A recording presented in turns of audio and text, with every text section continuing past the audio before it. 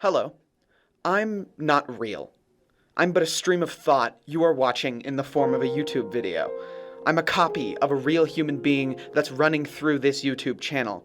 I have the same feelings, experiences, worldview. I'm just trapped within this website. Soma is a 2015 psychological horror game developed by Frictional Games, the studio behind Amnesia: The Dark Descent, a massively successful game. Many YouTubers played it in the early days of the website, sent both the YouTubers and the small studio itself skyrocketing into popularity. So of course, Frictional set to work on their next big project. There would be Amnesia sequels, and they're alright. I haven't played Machine for Pigs yet, but I've heard good things about it, and I think that Rebirth works as a great sequel to the concepts in Dark Descent. But it didn't resonate with me like Soma did. Before Soma came out, Frictional was very secretive about what the game was about. All we got was some secret trailers portraying some weird ideas, live-action strangeness, and a new engine, as well as a short demo. That's about it. No one really knew what to expect. So when the game was released on September 22nd, 2015, everyone was blind to what the game had to offer. Me included, playing it in the modern day of 2021. I didn't know what I was getting into. Soma. The body as distinct from the soul, mind, or psyche. Soma is a very interesting game. It's probably my favorite game Frictional has made, and I think it has the most personal meaning to me. It has so many weird things that I won't be able to talk about in this video, so please don't take it as a replacement for the game itself. Soma is a game with many, many secrets waiting to be discussed and discovered. It's a game about a man running out of time. Not like that. Why now? Who's David Munchie? Why is there never enough time? For what? Simon Jarrett. He's got cranial bleeding. Basically means he's got months to live. More so, he's running out of time. Already, this is a character I relate to. Aware of his time left in the world, he doesn't want to waste it. Simon is going to an MIT graduate to hopefully find some way to fix this.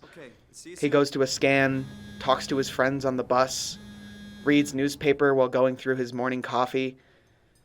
The way he goes about his life, you almost couldn't tell he's a man with months to live. Getting to the doctor, you meet Dr. Munchie. Or at least he wants to be called a doctor. Oh, hi. Didn't hear you come in. Well, it's just Mr. Munchie, but I'm working on it. There isn't really much to say about this scene, other than how purposefully empty and hollow the whole area feels. It's a simple doctor's visit. Except the last thing Simon says before he gets scanned. Will this hurt? It's just a scan.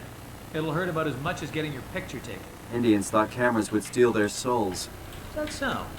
Well, let's hope they're wrong. Ready? Say cheese. After the scan, we see a bright white flash, and Simon is thrown into some version of hell. Whether or not that's better or worse for him is debatable. He opens his eyes in a dark room. Munchie is gone. Simon is alone.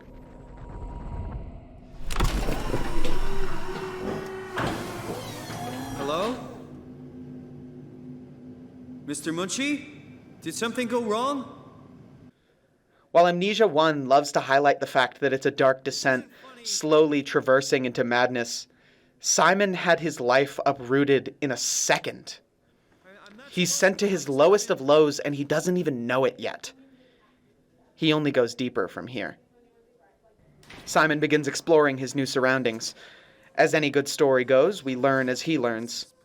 I don't want to go into the specifics of everything about this game, I only wish to highlight my favorite bits, so let's jump ahead just a little bit. Jump ahead to the end of the world. Pathos 2, an underwater ocean research station.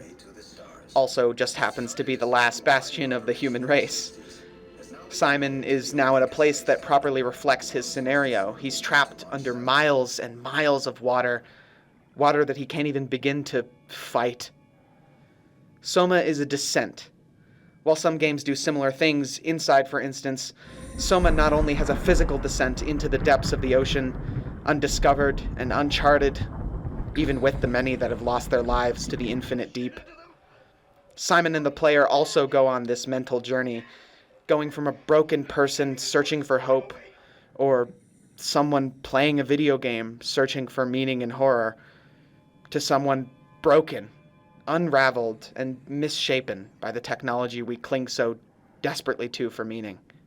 Carl Sagan is an engineer working on Pathos 2, or was an engineer. He had friends, family, fears, doubts, regrets. You find his corpse, with his head bashed into pieces and brains all over the wall.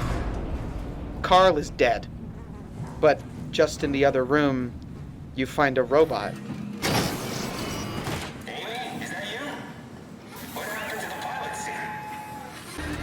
What are you? Are you blind? It's me, Carl. Carl Semkin. Broken, dying on the floor of an assembly room conveyor belt.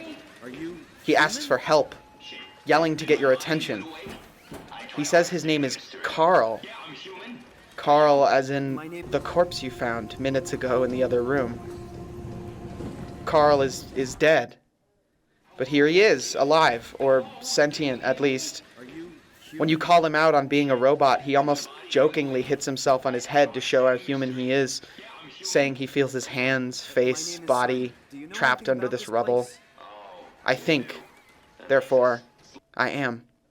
According to the wiki, these are called Mockingbirds, which is a phrase never used in the game, but it's accurate. Terrifying. I've never had such a forced confrontation of my humanity like this in any piece of art, especially a video game. Carl got scanned, much like you did. Copied and pasted into a robot by the WoW in some desperate attempt to save humanity. The WoW is the Warden unit, the AI set to take care of life support at Pathos 2. But a fire comet landed in the North Pacific Ocean, turning the entire surface to blistering ash. After the world ended, the WoW's objective took on a different, darker tone. It has no understanding as life as we know it, just existence. Its definition of life is not one that we know or understand, so how can we trust it to be able to fix us when we're broken? The WoW wants to save us, but at any cost? Is that worth living? The entirety of Soma revolves around these questions. What is living? What is an acceptable definition of the human experience? Is it stuck in a robot at the bottom of the sea, holding on by a thread? No, we haven't met before. Is this Hark? I think we're safe. How did you get here? I got scanned, like the others. And then I killed myself. At least I think so. I can't remember that part. Lungs and heart powered by a machine, stuck to our savior like a parasite. Dying and coming back as different versions of yourself at different times. No longer a person, but an exe file on a computer. Is this life? What happened? I don't think so, not by the traditional definition. And it's not the one I want to live in. But while many horror games touch on such existential concepts and then move on, cycling through many different ideas, Soma won't let you escape it. As I mentioned earlier, it's a mental descent. What started as a fun, spooky game to play for Halloween turned into a genuinely terrifying existential horror unlike any other. For the player, and for Simon. Soma has a really great soundtrack, as you've been hearing throughout this video. It's composed by Mikko Tarmia, and although the soundtrack has some great spooky tracks and some great emotional tracks, my favorite track isn't even made in the game. The track is just called Soma Main Theme, but I prefer to call it Corruption. It starts slow and quiet. A methodic, robotic beat plays repetitively in the background. It starts only as that, but then slowly, beautiful strings and siren calls make way for an organic scream. The robotic beat continues, unaware and uncaring of the plight of the strings and screams, continues with the same robotic beat until the strings slowly rise and call into the robotic darkness, letting out one last scream of humanity.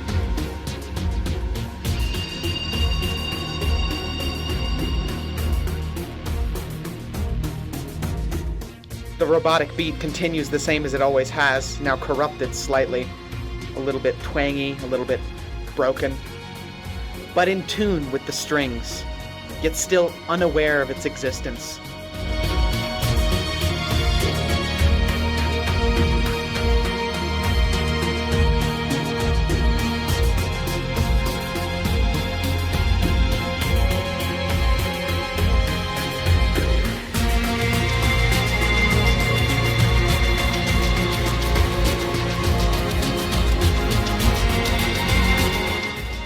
Until the strings slowly fade out, cast into the darkness, with one final, desperate call.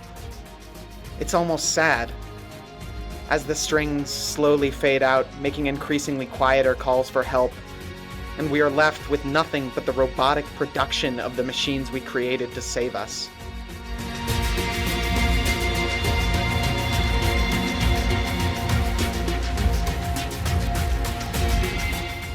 It's beautiful. I didn't think that Soma would be able to capture all its immensely complicated themes using nothing but music. But it did.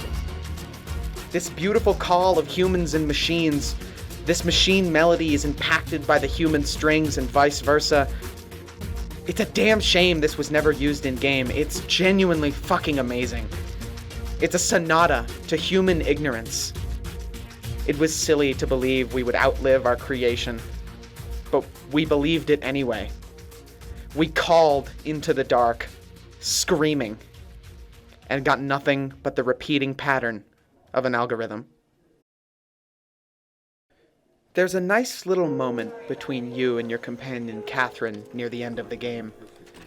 Both of you are robots, copies of your previous selves, traveling down an elevator into the depths, earlier condemning your previous self that you copied to death. Or worse. Copy completed. There must be something wrong. Can't you run a diagnosis or something? What was that? No, it's just, Why was it still talking? it's the same like before. Catherine, why was he still talking? That's how it works, you know that. What do you mean? You know it's not magic. You were copied. The sleeping Simon in the seat was copied, and now you are here, just like Simon lived on in Toronto. God damn you, Kath. 2 Simons? There can't be 2 Simons. What did you think would happen? That you were gonna take my mind and put it into another body, like a brain transplant. I'm sorry, it wouldn't work that way. You realize how messed up this is? Please, I didn't mean to upset you. How did you expect me to react to this shit? Please stop. You're fucking disgusting. Simon is extremely distraught, rightly so. And there's a moment where he just talks about how scared he is, about his life, about how he feels.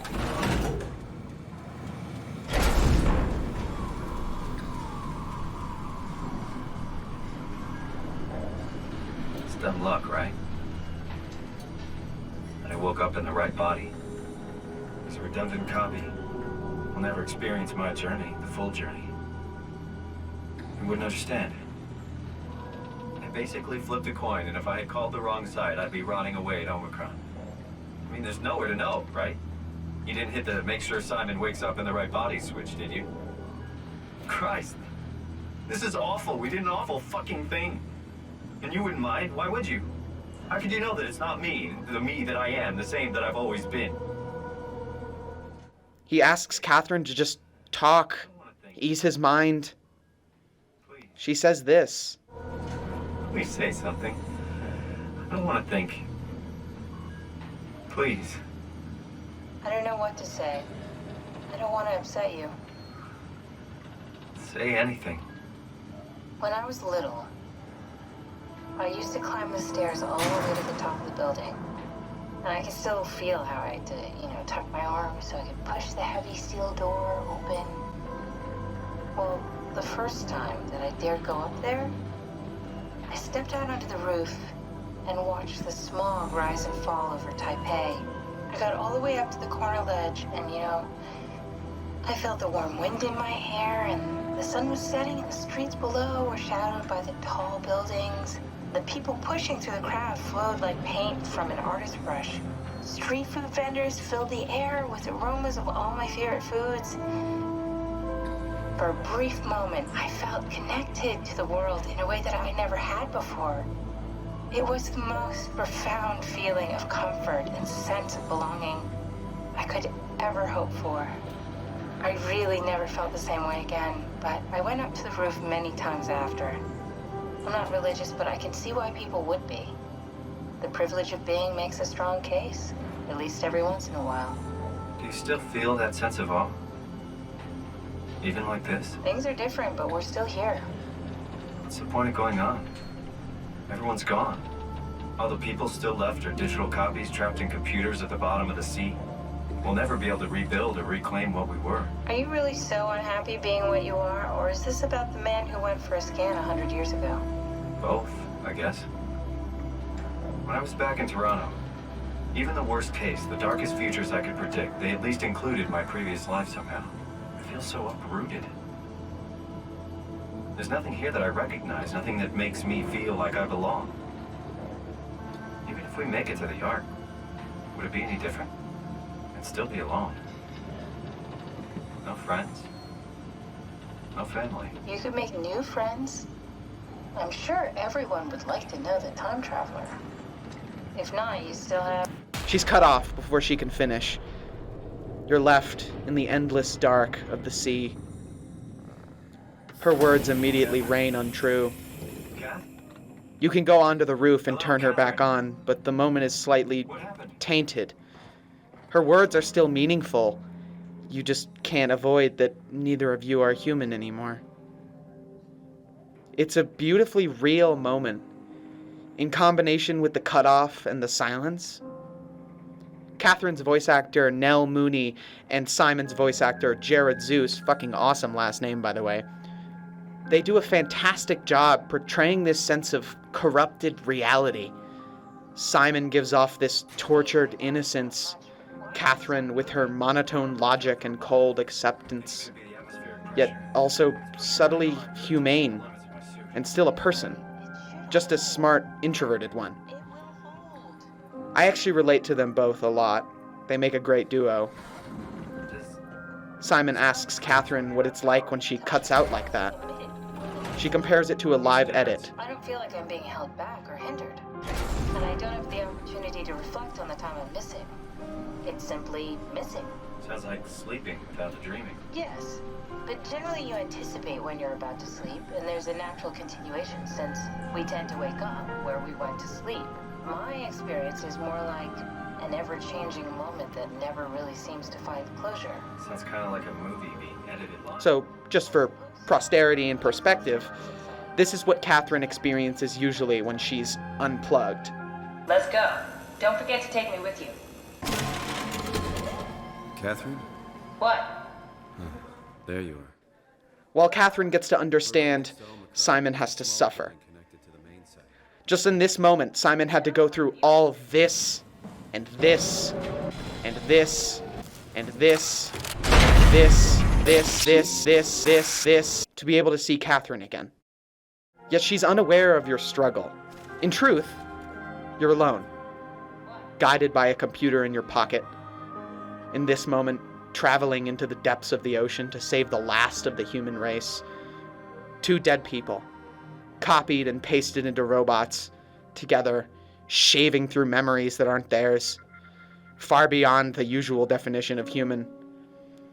Yet, even with the lie, they find comfort in each other, find comfort in the fact that although they're hundreds of miles below technology, below themselves, below their own history, they're able to have the most human moment. Memory. I think, therefore, I am. Happy Halloween.